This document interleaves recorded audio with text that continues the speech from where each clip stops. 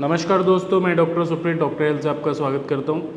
आज हम बात करेंगे वेरिकोसील की वजह से क्या आपको यूटीआई हो सकता है, क्या आपका यूरिनरी ट्रैक्ट में इन्फेक्शन आ सकता है, यूटीआई हो सकता है वेरिकोसील की वजह से। तो ऐसा कोई डायरेक्ट या कोई 100% नहीं बोल सकते कि आपको यूटीआई की प्रॉब्लम वेरिकोसील की वजह से हो, बट कुछ रियरेस्ट चांसेस हो सकते हैं, कुछ 1 या 2% हो सकता है कि आपको वेरिकोसील की वजह से यूटीआई हो, जिसके पीछे का कॉज ये हो सकता है कि अगर आपका जो वेरिकोसील है वो अगर किसी इंजरी की वजह से या किसी चोट लगने की वजह से या आपके अंडकोश में किसी तरह की कोई माइनर या मेजर इंजरी हुई है जिसकी वजह से आपके वेन्स में डायलेटेशन आया है या फिर कोई प्रेशर आया है, उसकी वजह से वहाँ पे कोई इन्फेक्शन डेवलप हुआ है, जो कि एक कॉज हो सकता है आपके यूटीआई का। बट ओवरऑल अगर मैं बात करता हूँ तो वेरिकोसील आपको किसी भी तरह का कोई यूरिनरी ट्रैक्ट का इन्फेक्शन नहीं देता। बेसिकली आपको पता है कि वेरिकोसील एक कंडीशन है जहाँ पे वेन्स में ओवर प्रेशर पड़ने की वजह से डायलेटेशन और वेन्स में जो ब्लड है वो रिफ्लक्स करने लगता है, जो कि एक वेरिकोसील की कंडीशन है।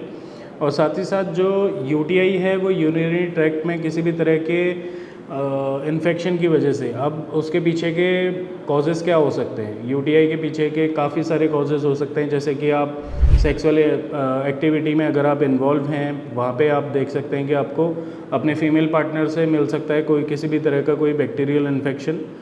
बैक्टीरियाज बेसिकली जो इकोलाई हो सकता है या फिर स्टेफाइलोकोकस, स्टेप्टोकोकस, ये सारे इन्फेक्शन आप देख सकते हैं। बैक्टीरियल इन्फेक्शन की वजह से आपको यूटीआई हो सकता है।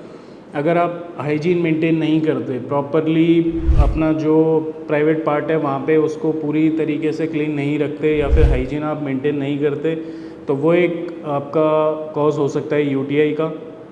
अगर आप पब्लिक टॉयलेट्स बहुत ज़्यादा यूज़ करते हैं या फिर कोई ऐसा कॉमन वॉशरूम आप यूज़ करते हैं जहाँ पे कि कई सारे लोग एक साथ उसे यूज़ कर रहे हैं, तो वो एक कॉज हो सकता है आपके यूटीआई का।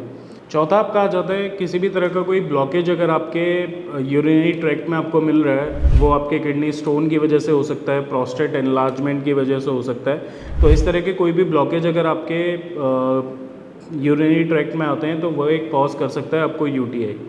उसके बाद पांचवी चीज़ आ जाती है कि अगर आप बहुत लंबे टाइम से कैथेटर का यूज़ करते हैं। बेसिकली कैथेटर आप जानते हैं कि वो यूज़ किया जाता है यूरिन पास करवाने के लिए। जो लोग कि वॉक नहीं कर सकते या जिनको ज़रूरत है कैथेटर यूज़ करने की, और बहुत लॉन्ग टर्म तक अगर कैथेटर आप यूज़ करते हैं, तो वो भी एक मोस्ट प्रोबेबली आपका कॉज हो सकता है यूटीआई के पीछे। और सिक्स्थ एंड लास्ट पॉइंट हमारा आ जाता है किसी भी अगर पर्सन का जो इम्यून सिस्टम है वो वीक है, तो वो किसी भी इन्फेक्शन को अडेप्ट करने के लिए बहुत ज़्यादा प्रोन होती है उसकी बॉडी, तो वो एक कॉज कर सकता है आपको यूटीआई। तो ये सारे जो पॉइंट्स थे मैंने आपको बताए, ये आपके यूटीआई के लिए कॉज कर सकते हैं। तो इन सब चीज़ों को आपको ध्यान रखना है अगर आप चाहते हैं कि किसी भी तरह का इन्फेक्शन आपके यूरिनरी ट्रैक्ट में ना हो। तो अगर आप यूटीआई या फिर वेरिकोसील जैसी कंडीशन से सफ़र कर रहे हैं, तो नीचे दिए गए नंबर्स पे आप मेरी टीम से बात कर सकते हैं और एक सही सॉल्यूशन ले सकते हैं। नमस्कार।